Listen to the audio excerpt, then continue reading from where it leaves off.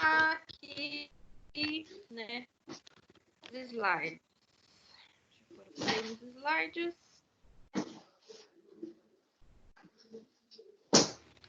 Então, assim, ó, nos livros didáticos do ensino fundamental, há a predominância de estudos estruturais, né? Seja do próprio texto ou da língua, né? Então, a gente tem abordagens estruturais, a gente utiliza, né, muitos livros didáticos, né? Os livros didáticos, então, vão ter essas abordagens e vão pegar trechos de obras, mesmo porque, gente, dentro de um livro didático é muito difícil eu colocar uma obra completa, né? Então, eu vou pegar propositalmente um determinado trecho de uma obra para tratar ali a sua estrutura, a sua sintaxe, enfim, né? O conteúdo que precisa ser trabalhado em aula, né? E aí a literatura em si, né? O texto em si, ele perde o contexto, porque para ele ter significado, ele tem que estar dentro de todo o contexto que é a obra por completo, né? Então, dentro da escola trabalha-se sim, né? Essas questões estruturais, né? Então, eles modificam, eles colocam trechos, o que perde, então, um pouco da riqueza aí da literatura, né, por completo.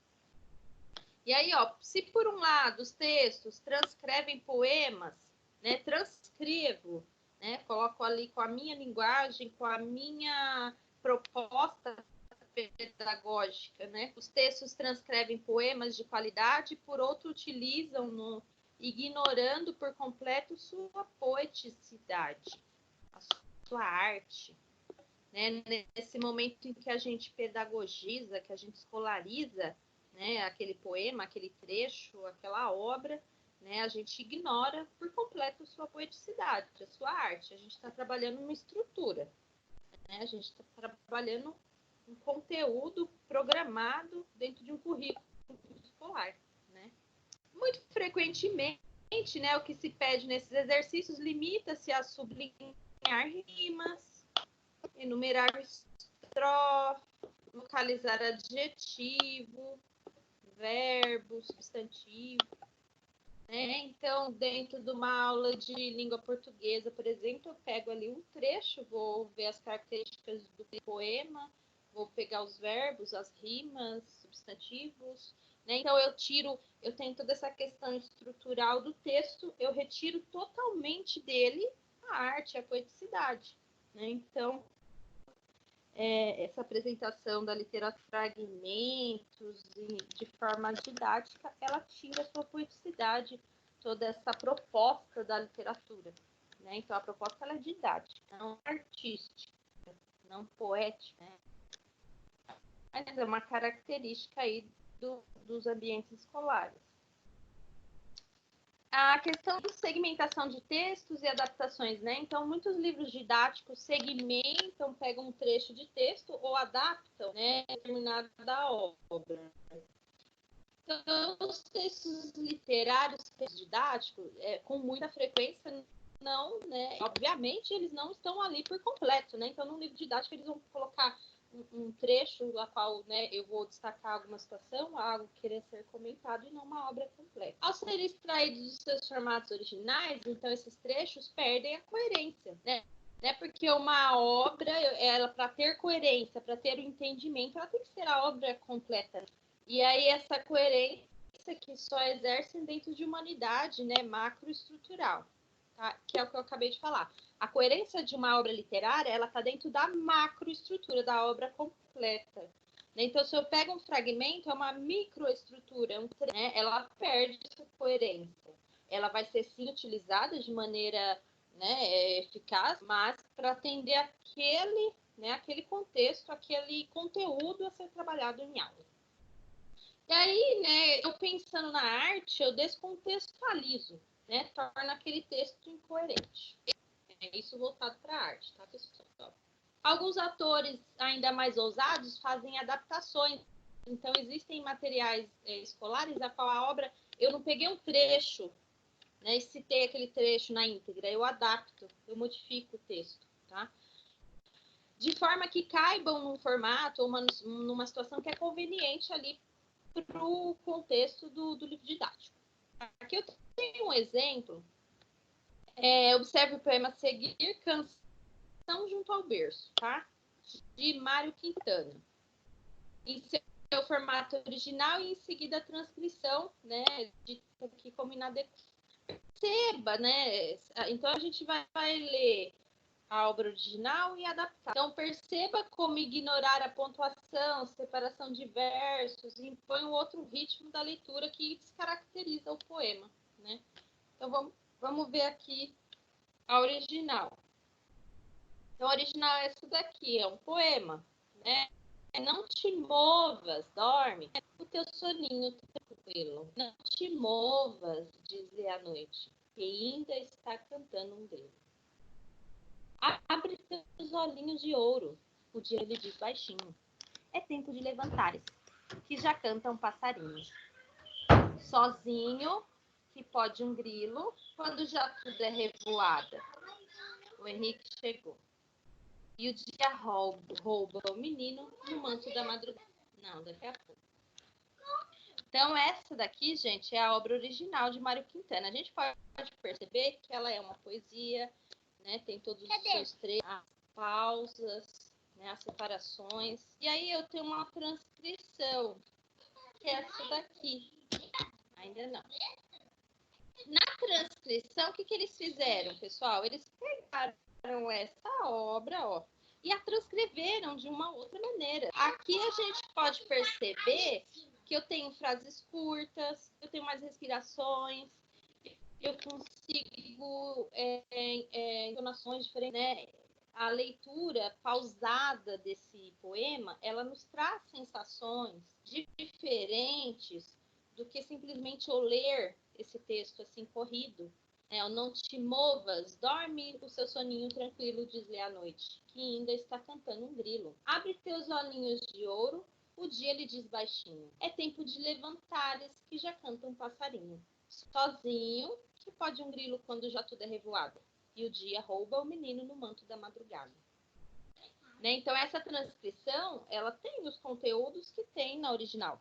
É exatamente o que está aqui, mas ela está escrita de uma maneira diferente.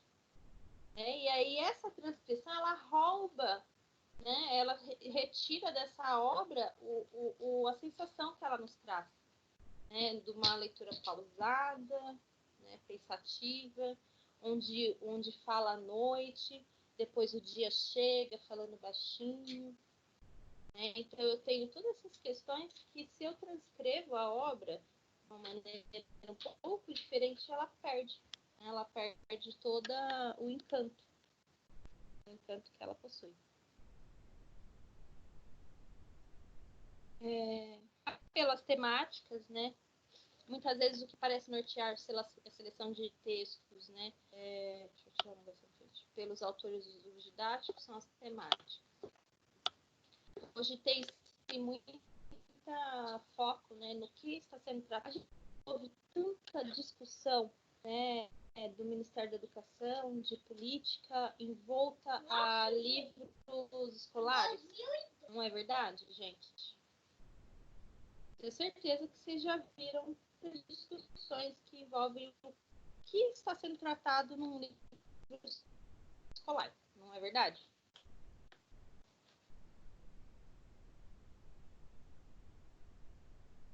Sim, talvez. Só tá quieto. Acho que vocês encheram a barriga do sono. Ou vocês viram com a minha poesia? Ou tô falando sozinha? Ai, que triste. Tô aqui, pro. Eu também tô aqui. Eu também tô, pro. Ai, que eu Essas temáticas tá sendo muito imposto pela BNCC, né? As temáticas que estão vindo, é isso? Então, assim, há muito apelo. Oi? Essas temáticas, elas estão sendo muito solicitadas pela BNCC, né? Que traz as temáticas, é isso? Também, sim. Quando fala do ambiente escolar, eu tenho essas temáticas inclusas, né? Eles norteiam a seleção de textos. O que eu quero que o meu aluno aprenda, então eu vou lá e seleciono os textos que são adequados ao meu aluno, à idade desse aluno, ao que se quer trabalhar, né? Então, eu faço essa seleção de obras. Nos anos do ensino médio, temas como sexualidade, drogas são predominantes. Também identidade indígena e africana. Imigração, consciência ecológica. Depois, filho. Então, assim, no ensino médio, eu tenho questões que são pertinentes aí para a idade, né, dos alunos, que são questões de sexualidade e drogas, assuntos a qual eu preciso trabalhar em escola, né, na escola, porque isso faz parte da vida do aluno, né, do aluno do ensino médio. Também tenho que falar de questões indígenas, africanas, né, tá dentro da lei, tá dentro de temáticas que precisam ser trabalhadas na escola. Nos anos iniciais da educação, uso de fábula, né, e a famosa moral da história. Nesses casos, a atenção é totalmente voltada para o conteúdo dos textos, né, ignora aí sua forma. Então, dentro da escola, eu tenho muito, sim, apelo à temática. Eu seleciono o que eu quero que esse meu aluno leia dentro da escola. Claro, gente, que a literatura, o gosto pela leitura, ele não se dá somente dentro da escola, né? Eu preciso... a escola, ela não é um espaço democrático, um espaço aberto para que todos, né, a frequentem e a utilizem, né? Eu acho que, eu vejo que, assim, a escola, ela precisa abrir essa possibilidade dos pais também entrarem nesse mundo da leitura, né? Porque os pais influenciam demais a criança, o jovem, né? Porque uma criança que cresce com livros, tendo esse gosto desde casa, né? A escola vai só, né, auxiliar, né? Faz parte também da educação de casa. Só que muitos pais, gente, não têm acesso a livros. Então, é o que eu estava falando. Como eu, educador, vou trazer no aluno o gosto pela leitura se eu não tenho? A mesma coisa são os pais. Tem muitos pais que não têm estudo, que não tem livro, que não tem o costume de leitura. Então, como ele vai ensinar para o filho algo que ele também não tem? Né? Então, muitos pais têm essa dificuldade. E as crianças vão para a escola crua, né? Dessa questão literária e desse gosto pela leitura. Então, eles ficam amarrados a somente o que a escola ensina, né? Então, isso precisa ser trabalhado em casa também. Porque a gente pode perceber que na escola eu tenho apelo a temáticas, eu tenho seleção de trechos, eu tenho modificações, eu tenho adaptações, né? Eu tenho também obras completas, enfim, mas eu tenho todo o conteúdo curricular a ser passado para o aluno. Né? Então, esse gosto pela leitura ele tem que ser trabalhado, escola, família e aluno. Né? Então, tem essa relação aí. Na escola é o que a gente já tinha falado, a questão de fichamento de livros, que é algo comum trabalhado nas escolas e que tem que ser trabalhado de uma maneira correta, né? Porque se eu só exigir que o aluno faça o fichamento de um livro, o que é fazer o fichamento? É você anotar as características técnicas, né, metodológicas ali do livro. Ano, autor, título e um resumo da obra. Né, citar personagens, data, personagem, data, ambientação, né, e uma sinopse da história. E aí o que acontece? Os alunos eles acabam não lendo os originais e vão buscar as obras, os resumos na internet. Né? Então, o fichamento de livro ele é muito utilizado na escola, mas, né, se não feito da maneira correta, o aluno só vai copiar e colar, o aluno não vai nem ter o trabalho de ler o livro. Ele só vai pegar o resumo, talvez ele leia o resumo, ele não lê o livro. Né? Então, eu preciso despertar o interesse, não só obrigar o aluno a fazer um fichamento, por exemplo.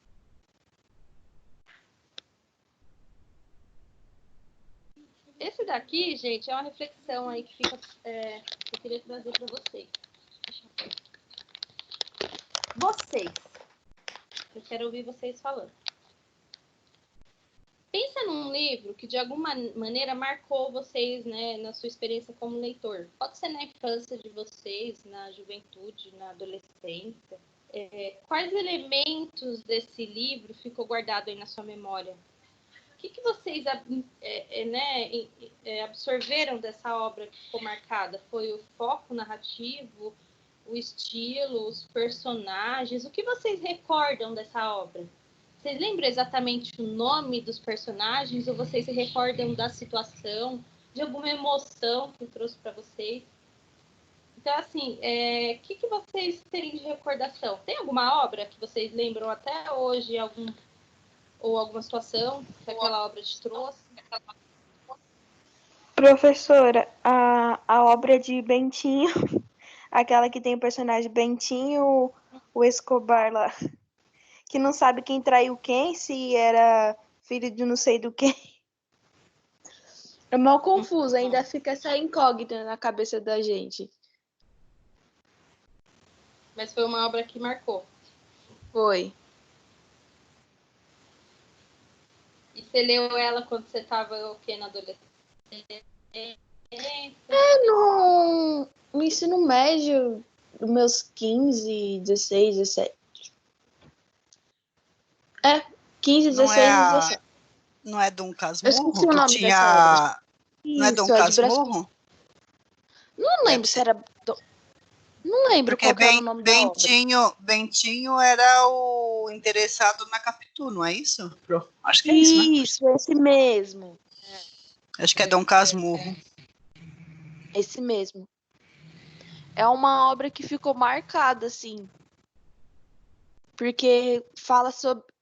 Não é tipo... Ele pensa que ela traiu ele, mas fica nesse impasse. Se traiu, se não traiu, se deixou de trair. Não posso te ajudar. Eu não posso te ajudar porque é assim, li há muito tempo atrás e fiquei no mesmo jeito que você está hoje. Sem saber onde foi parar, o que aconteceu. E o livro acaba e não tem nenhuma... Essa é a questão que eu quero que vocês... Oi? É isso que eu quero que vocês reflitam. Mas é isso que eu quero que vocês reflitam. Será que o que marca na gente a obra? Será que são esses dados técnicos? Autor, título, nome do personagem? É isso que marca? Eu acho que sim, um pouco da história dele. Então, você vê, ela leu agora. Eu li lá atrás. Né? E a nossa reflexão do livro, acho que o nosso sentimento em relação ao livro é o mesmo. A mesma dúvida que ela ficou, eu fiquei também na época. Então, é um livro que marcou, não pela... Ela esqueceu o nome do livro. Eu, por um acaso, lembrei o nome do livro. Ela lembrou o nome do autor que eu não lembrava. Então, não é o autor e o nome do livro em si, mas o enredo que foi usado dentro. É a história. É o que aquela obra te despertou, né? É o que a história conta. Quem ia falar mais? Teve um livro que eu li... Não é a ficha catalográfica do livro, que é o que eu falar. Oi, pode falar. Teve um livro que eu li que é Tartarugas até lá embaixo. Acho que eu li faz uns 3, 4 anos já. E me marcou muito.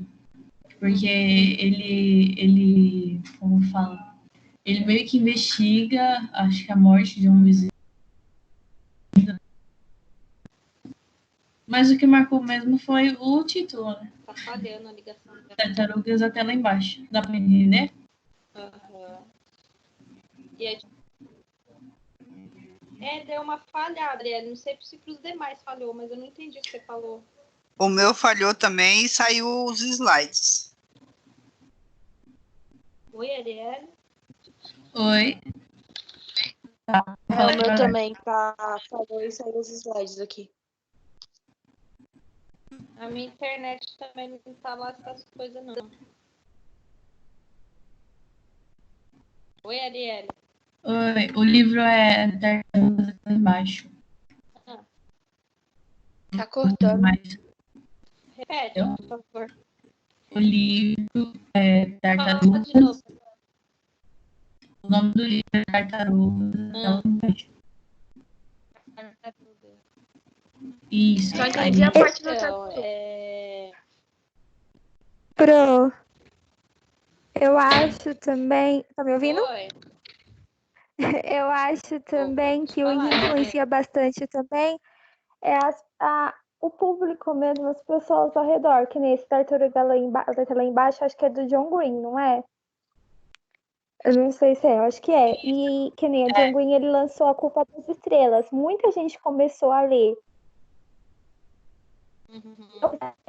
Eu sempre gostei de ler, na verdade. Eu lia de tudo. Eu lia placa, eu lia papel de mercado, de compras, eu lia bastante. Mas eu peguei gosto quando eu li primeiro o Crepúsculo. Acho que um monte de gente já leu esse livro, o Crepúsculo.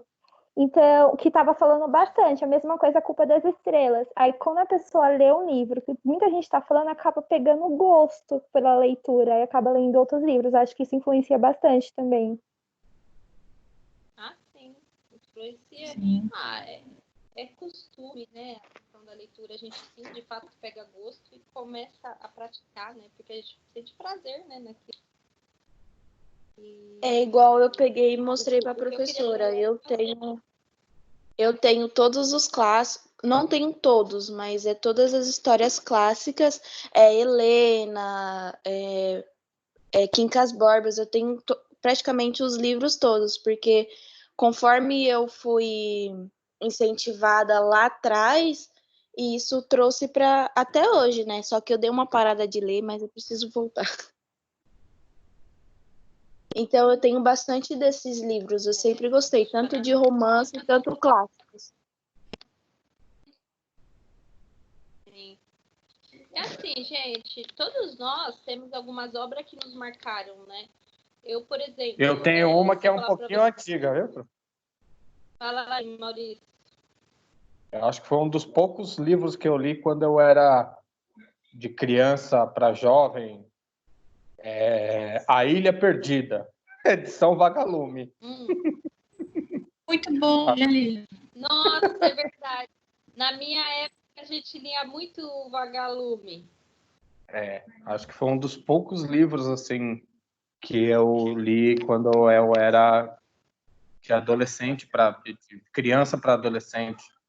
Minha mãe que fala. Meus pais não tinham tanto acesso a livros, né? Então, quem me incentivou ainda foi meu irmão, que trazia para casa, e aí ele trouxe o livro Escaravelho do Diabo, que também é da edição Vagalume. E aí depois ele trouxe A Ilha Perdida. Foi esse livro que eu li. Mas ele te marcou... Você lembra da história? Foi por algo que ele te marcou, de uma sensação, de uma emoção? Deixa o Maurício falar aqui do livro, mano. Sim, ele quer falar com o Bob Esponja? Depois, fala para ele que depois. Pode falar, Maurício. Acho que foi porque contava a história de dois garotos que se perderam e aí acabaram achando uma ilha. E eu acho que mais pelo fato da editora que marcou mais, por causa do nome, né? Edição Vagalume. Então a gente ficava imaginando o Vagalume, né? Porque até então a gente não via muito. Eram obras voltadas para os adolescentes, não era? Era, bem voltadas assim para os adolescentes. Linguagem. Então, assim, e os nomes, né? Sim.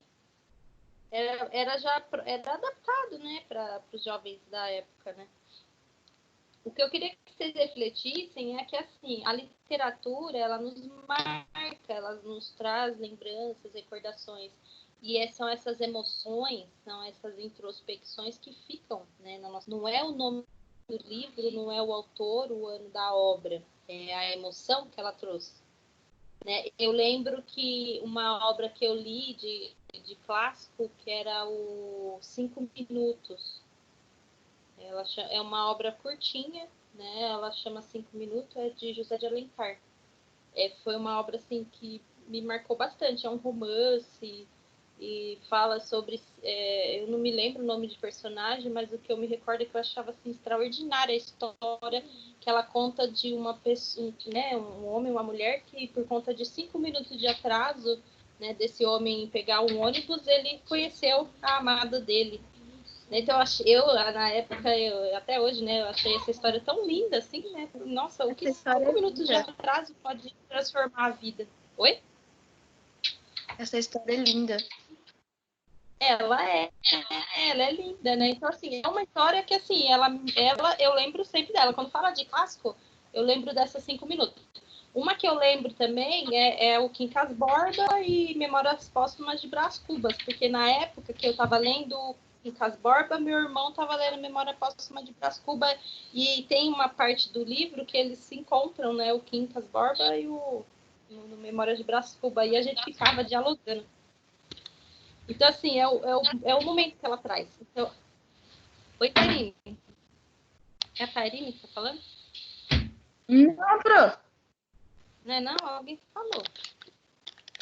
Então, assim, é isso que eu queria que vocês, né, levassem da aula de hoje, né? De que a literatura é importante para reflexões, para despertar emoções, né? E não somente mostrar nomes de autores para os jovens, né? Mas fazer-nos refletir, né? E é essa a missão da literatura.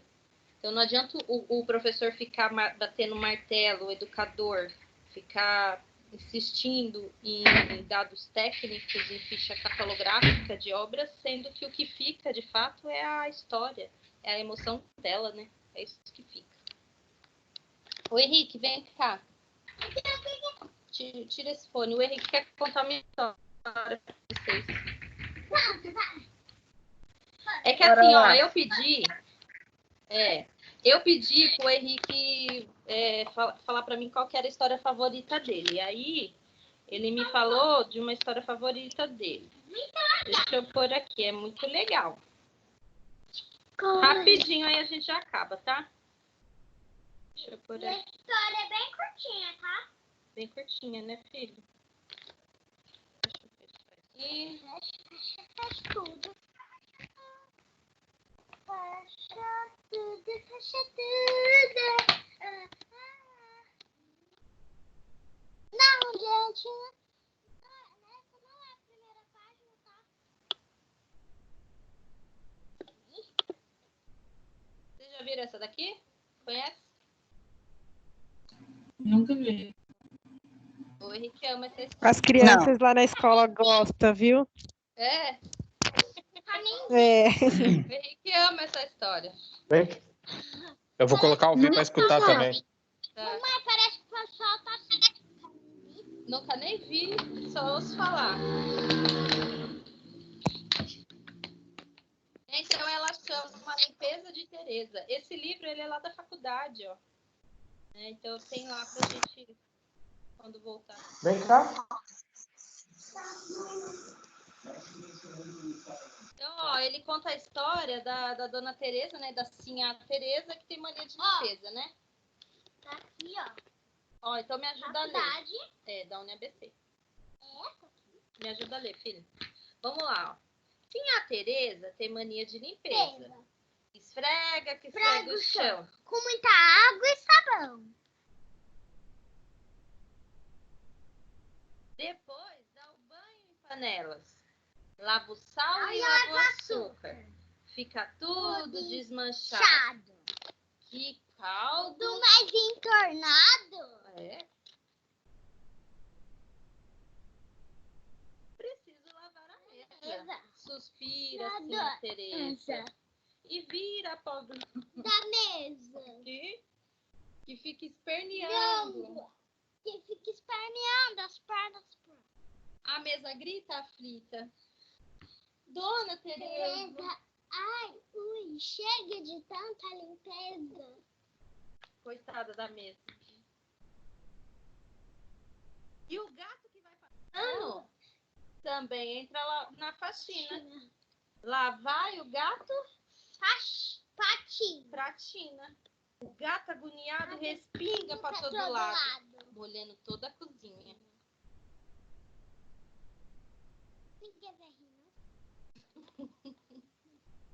Sim, a Teresa de 4 esfrega ladrilho e gato, até o gato ter brilho. Ninguém vai rir, não? Essa é uma parte bem engraçada. No jardim, que trabalheira. Vou lavar essa roseira. Gente, tá. Deixa eles ouvir. Você não precisa, pode desativar o mudo, tá? Tá bom. Grita assim a Tereza. A roseira zangada espeta todo o sabão. E o sabão, coitadinho, geme Vocês baixinho. podem ver.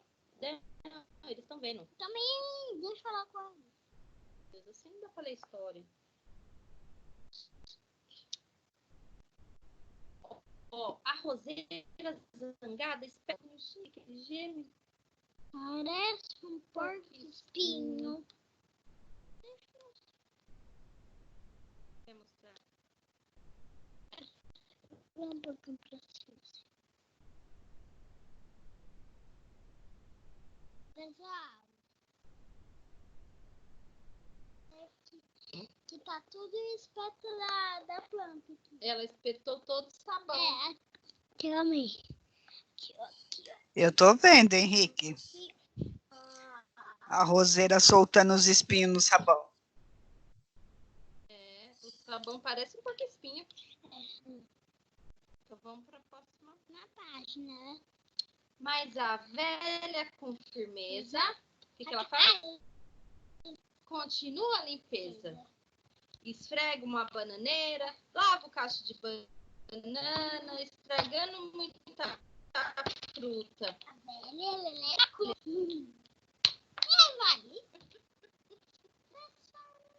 No alto da bananeira está pousado um gavião. Que passarinho mais sujo esse tal de gavião? Bela Tereza, nervosa, subindo na bananeira, esfregando o sabão no pobre do gavião. O bicho, muito assustado, vai bater nas asas. Sim, a Tereza esfregando, levanta voo e avoa por cima da casa. Sim, a Tereza, o balde, muita água com sabão, esfregando o gavião. Esfrega tanto, coitado, que ele fica depenado. O Bob Esponja tá ouvindo, filho. O Bob Esponja, você tá ouvindo, né? Cadê o Bob Esponja? Bob Esponja! Eu estou ouvindo sim, meu amigo. Então tá bom. Nisso passa um avião. Sim, a Tereza dá um salto, pula pro alto, segurando com vontade no rabo do avião. Esquece até da idade. Para de mexer com essa garrafa. Que avião mais imundo, grita assim a Tereza, que enquanto faz a limpeza vai dando volta ao mundo. O avião desce em Veneza, que é uma cidade italiana, onde as ruas são canais. Espera, filho. Dona Tereza, feliz com seu balde de limpeza, vai esfregando Veneza enquanto diz: quanta coisa para lavar, mas água não vai faltar.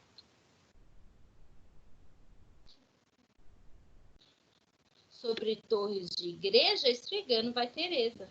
Esfrega também castelo, esfrega monumento, lava turistas americanos, esfregando com seus panos. Na praça, muitas pombas, é a praça de São Marcos. Que bonita, sim, a Tereza aflita, lava 520 pombos. Os turistas levam tombos, escorrega no sabão. Que bagunça e confusão. Vocês podem ver que o pombo tá falando assim, igual o da Bessie.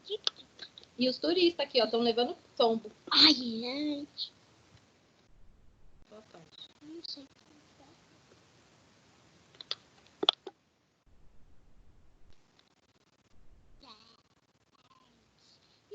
Não, como que é? Nesse momento chega o vento, é um vento italiano. Vem comendo macarrão, sopra e come, pois tem fome. Vendo tanta confusão, o vento sopra uma bolha, envolvendo sim a Tereza. Depois, com muita gentileza, diz dançando a tarantela: Mamma mia, que agonia! Essa Tereza vai acabar com toda a água. E só de volta, sopra bem devagarinho. Lá vai assim a Tereza com balde de limpeza dentro de uma enorme bolha de sabão. O vento sopra e canta e mastiga macarrão.